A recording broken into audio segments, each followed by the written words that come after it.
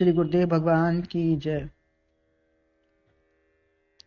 श्रीमद् भगवद गीता के 6वें अध्याय में श्री भगवान पिछले 4 श्लोकों से समत्तम योग का वर्णन कर रहे हैं।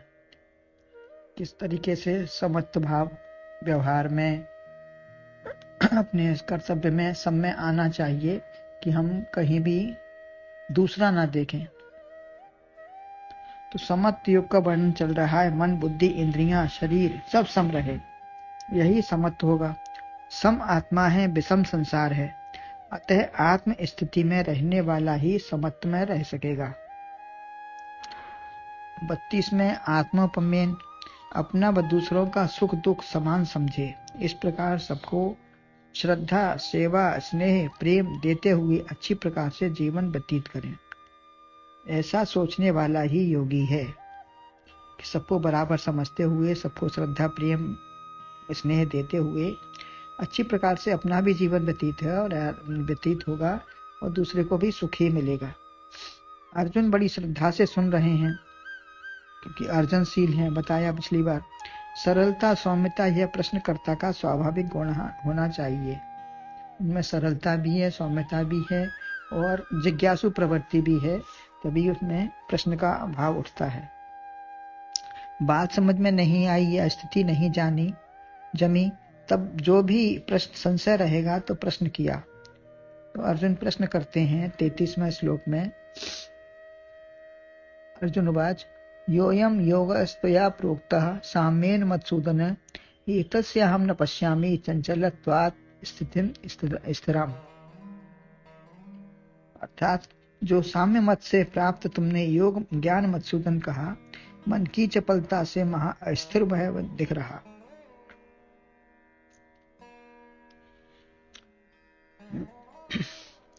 मधुसूदन, अयम योगः त्वया साम्येन प्रोक्तः चंचलत्वात् अहम एतस्य स्थिराम स्थितिं न पश्यामि। अर्जुन कहते हैं, ये योग आपके द्वारा समत्त भाव में कहा। इसमें मैं मन की चंचलता के कारण स्थिर रहने वाली स्थिति को नहीं देख पा रहा हूँ। समझ में सब आ रहा है, परंतु अपनी ओर से पालन करना कठिन दिख रहा है, इसलिए समझ में नहीं आया। जैसे है कि द्रोणाचार्य से जब ये पांडव कौरव पढ़ते थे, तब द्रोणाचार्य सबको पाठ पढ़ा रहे थे, तो उन्होंने कहा क्रोध को जीतो। तो युधिष्ठिर ने कहा हम नहीं समझे। उनको द्रोणाचार्य ने चपत मारी कि क्रोध को जीतो, इसमें कौन सी बड़ी बात है। नहीं, तो उन्होंने एक चपत लगाई। तो जब उनको उस दंड से क्रोध नहीं आया, तब उन्होंने अपनी परीक्षा करी और कहा कि मैंने अब समझ लिया। अतः आत्मनिरीक्षण कर लिया।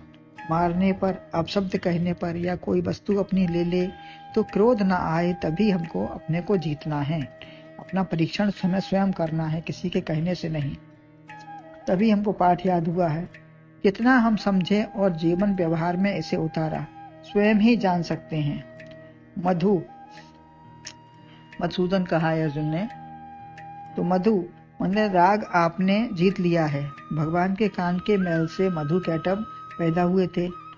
वह ब्रह्मा जी को खाने को दौड़े, फिर भगवान से सहस्त्रों वर्ष युद्ध हुआ।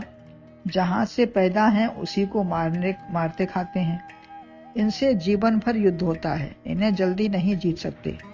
ये राग द्वेष जो हैं, इनसे हमारा जीवन भर युद्ध चलता है, कभी इधर कभी उधर, ये हमको गिराते ही रहते हैं। तो हम अपने को, इसको परीक्षा हमें स्वयं ही करना पड़ेगा।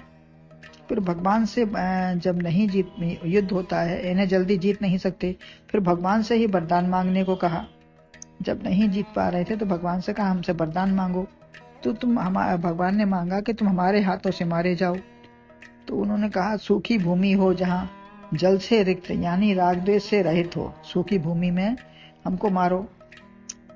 जब वैराग्य है, इसी से राग द्वेष का वध हो सकता है। जहाँ वैराग्य है, सूखी भूमि है, राग द्वेष से रहित है, जल नहीं है, तो वहीं पे राग द्वेष का वध हो सकता है और उससे प्रसन्नता होगी।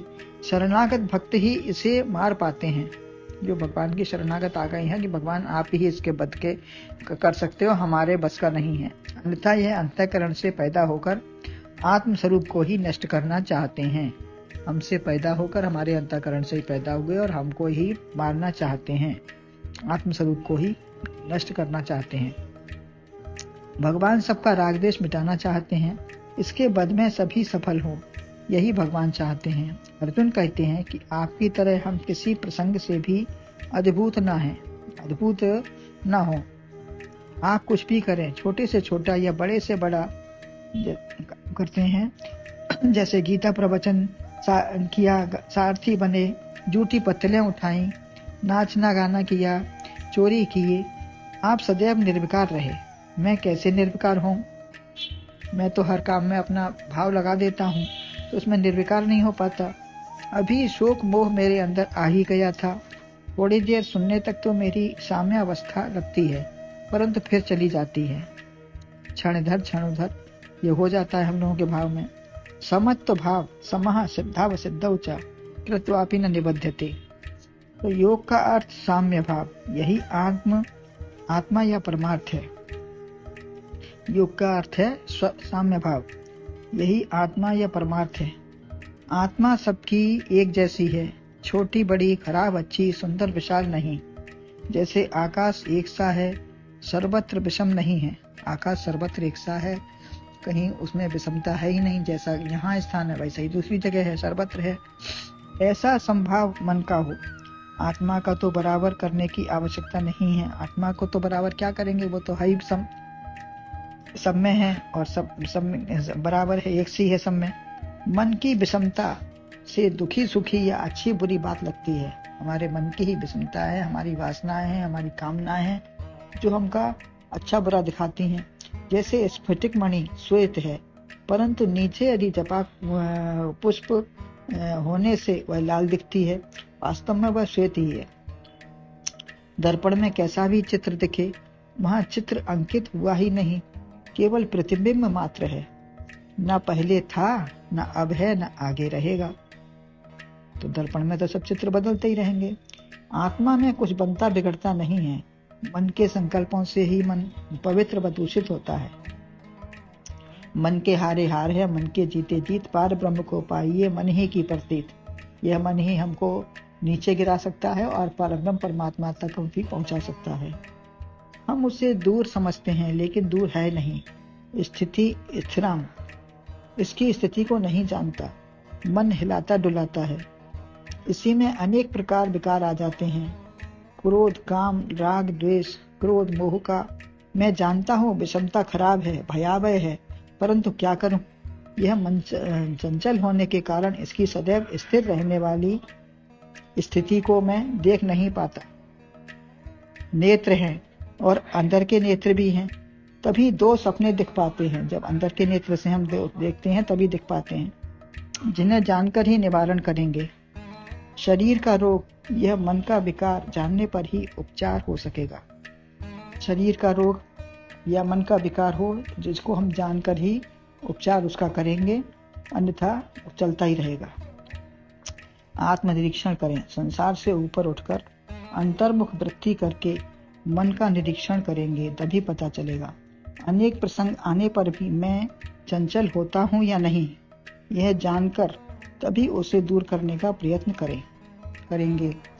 जब हम जान लेंगे कि कोई भी प्रसंग आया तो हमारी उससे चंचलता या हमारी स्थिति कितनी बनी या बिगड़ी, तो तभी हम उसको दूर करने का प्रयत्न करेंगे।